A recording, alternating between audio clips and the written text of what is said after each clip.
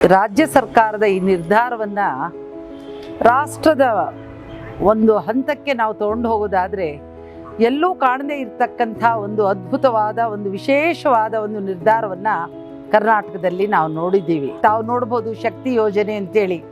ಆ ನಂತರದಲ್ಲಿ ಇವರಿಗೆ ಸಾರಿಗೆ ವಿಚಾರದಲ್ಲಿ ಪ್ರತಿಯೊಂದು ಮತ್ತೆ ಒಂದು ಊಟದ ಅಕ್ಕಿ ವಿಚಾರಗಳು ನಾವೆಲ್ಲವನ್ನೂ ನೋಡ್ತಾ ಬಂದರೆ ಸರ್ಕಾರ ಒಬ್ಬ ತಾಯಿ ತಂದೆಯ ರೀತಿಯಲ್ಲಿ ಎಲ್ಲವನ್ನೂ ಯೋಚನೆ ಮಾಡ್ಕೋತಾ ಬಂತು. ಆದರೆ ಒಂದು ವಿಶೇಷ ಅನಿಸತ್ತೆ, ಒಬ್ಬ ಹೆಣ್ಣಿನ ಜೀವನದಲ್ಲಿ ಅತ್ಯವಶ್ಯಕವಾಗಿ ಅವಳು ಪಡ್ತಕ್ಕಂಥ ಬವಣೆಗಳ ನೋವುಗಳಲ್ಲೂ ಕೂಡ ಇದು ಒಂದು ಅನ್ನೋದನ್ನು ಅವರು ಈ ಒಂದು ವಿಚಾರವನ್ನು ಇವತ್ತೇನು ಒಂದು ರಜೆಯನ್ನು ಅಂತೇಳ್ಬಿಟ್ಟು ಸರ್ಕಾರ ಕೊಡ್ತು, ಅದು ಅವರಿಗೆ ಯಾವ ರೀತಿ ಅಂದರೆ ವೇತನ ಸಹಿತವಾಗಿ ಕೊಡ್ತು.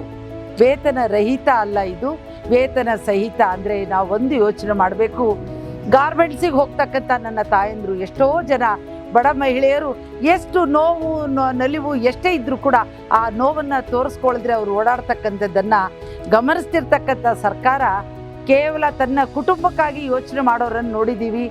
ಎಷ್ಟೋ ಜನ ಮುಖ್ಯಮಂತ್ರಿಗಳಾಗೋದ್ರು, ಎಷ್ಟೋ ಸರ್ಕಾರಗಳು ಬಂದೋದು, ಯಾರೂ ಕೂಡ ಈ ಯೋಚನೆಗಳನ್ನು ಮಾಡಲಿಲ್ಲ. ಆದರೆ ತಾಯಂದಿರ ಪರವಾಗಿ ಇರ್ತಕ್ಕಂಥ ಸರ್ಕಾರ, ಮಹಿಳೆಯರ ಧ್ವನಿಯಾಗಿರ್ತಕ್ಕಂಥ ಸರ್ಕಾರ, ಮಹಿಳೆಯರ ನೋವಿಗೆ ಸ್ಪಂದಿಸ್ತಕ್ಕಂಥ ಸರ್ಕಾರ, ಮಹಿಳೆಯರ ಜೀವನದ ಪ್ರತಿಯೊಂದು ಹಂತದಲ್ಲೂ ಕೂಡ ತಂದೆ ತಾಯಿಯಂತೆ ನೋಡ್ತಾ ಇರ್ತಕ್ಕಂಥ ಈ ತಾಯಿ ರೂಪದಲ್ಲಿರ್ತಕ್ಕಂಥ ಈ ಸರ್ಕಾರಕ್ಕೆ ಎಲ್ಲರೂ ಸೇರಿ ನಾವೊಂದು ನಮನವನ್ನು ಸಲ್ಲಿಸಲೇಬೇಕಾಗತ್ತೆ.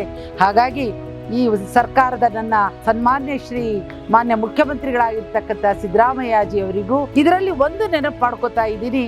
ಅವರು ಅಧಿಕಾರ ತಗೊಂಡು ಕೂಡಲೇ ಅನ್ನಭಾಗ್ಯವನ್ನು ತಂದರು. ಅನ್ನ ಅನ್ನೋದು ಎಷ್ಟು ಮುಖ್ಯ ಅನ್ನೋದನ್ನು ಅವತ್ತು ತೋರಿಸ್ಕೊಟ್ರು. ತಾಯಂದ್ರಿಗೆ ಸ್ವಾವಲಂಬಿಗಳಾಗಲಿಕ್ಕೆ ಅಂತ ಹೇಳ್ಬಿಟ್ಟು 5 ಗ್ಯಾರಂಟಿ ಯೋಜನೆಗಳನ್ನು ತಂದರು.